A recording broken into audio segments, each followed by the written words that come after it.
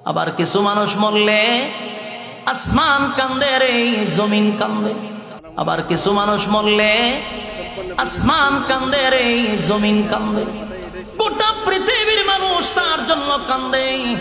আমরা আজকের এই মাঠ থেকে দোয়া করি, মালিক হাদিরে তুমি শাহাদাতের মর্যাদা দান করো।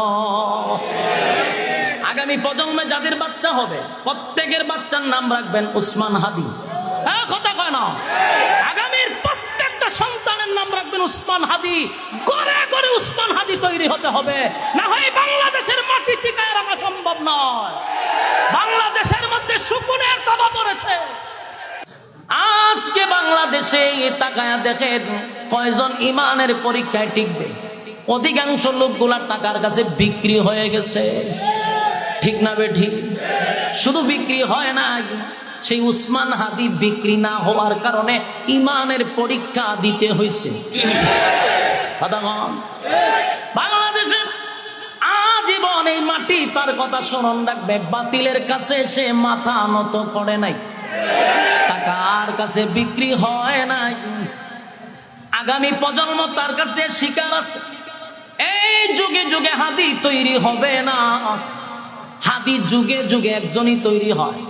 হাদি ইতিহাস তৈরি করে যায়। গোটা পৃথিবীর ইতিহাসে এত বড় জানাজা আর কেউ দেখছে? আর কেউ দেখে না। এত বড় জানাজা আর কেউ দেখে না। এত মানুষ, লক্ষ লক্ষ মানুষ চোখের পানি ফালাইছে। এই জন্যই আমরা বলি, এমন জীবন করো হে গঠন, মরিলে হাসিবে তুমি কাঁদিবে ভুবন। হাদির মতো কয়জন আছে যে মরলে মানুষ কান্দে?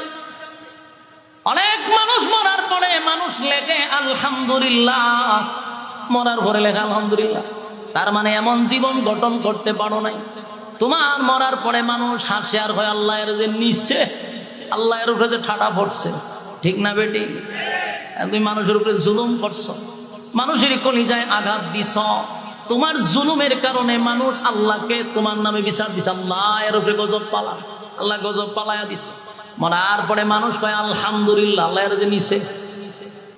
আমার আগে বাংলাদেশ, ঠিক না? যেমন আপনাদের তারেক রহমান একটা কথা সব সময় বলে যে আমার আগে হলো বাংলাদেশ। তো এই স্লোগানে চলবে না, কাজে কর্মে দেখায়া দিতে হবে। আমার আগে বাংলাদেশ হলে বাংলাদেশের মধ্যে যে শকুনের তাবা পড়ছে সবগুলোকে উদ্ধার করতে হবে। এই জমিন আল্লাহওয়ালাদের জমিন, এই জমিন আল্লাহওয়ালাদের জমিন। জমিন আল্লাহর কথাই চলবে, কোন রামবামের কথা জমিনে চলবে না। লক্ষ লক্ষ মানুষের রক্তের বিনিময়ে এই বাংলাদেশ, বাংলাদেশটাকে আপনি বিক্রি করে দিবেন, এটা তো মেনে নেওয়া যায় না। বাংলাদেশ চলবে বাংলাদেশের মানুষের কথায়, ভিন্ন মানুষের কথায় বাংলাদেশ পরিচালিত হবে না। এই জন্য যুবকরা রক্ত দিছে। আমরা কারো গোলাম হয়ে থাকতে চাই না, আমরা মাথা উঁচু করে চলবো ইনশাআল্লাহ। রাজি আছেন?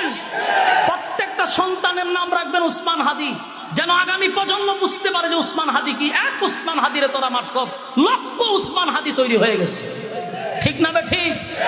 এই জন্য প্রত্যেকটা যুবক ভাইদেরকে বলছি, ইমানের পরীক্ষা আসতেছে, পরীক্ষায় উত্তীর্ণ হতে হবে। কারো কাছে মাথা নত করব না। জীবন দিব, ইমান দিব না। দুনিয়া ক্ষণস্থায়ী, সামান্য জীবনের জন্য যদি ইমান একবার চলে যায় অনন্তকাল জাহান্নামের আগুনে জ্বলতে হবে। আর যদি ইমানটা জাররা পরিমাণ লয়ে কবরে যাইতে পারি, আল্লাহ হয় শাস্তির পরে একদিন উঠায়া জান্নাতে ঢুকাবো, শুধু সামান্য ইমানের কারণে। এই জন্য ইমান ছাড়া যাবে না। আমার ইমান টিকায় রাখতে গিয়া যদি আমার দল ছাড়তে হয় দল ছাড়বো, নেতা ছাড়তে হয় নেতা ছাড়বো, কিন্তু কোন দলের কাছে ইমান বিক্রি করব না, নেতার জন্য ইমান বিক্রি করব না ইনশাআল্লাহ। এই কথাগুলি শুধু এখানে ঠিক বললে হবে না, নিজের সাথে এইগুলা মিলাইতে হবে। বাস্তব না বাস্তব?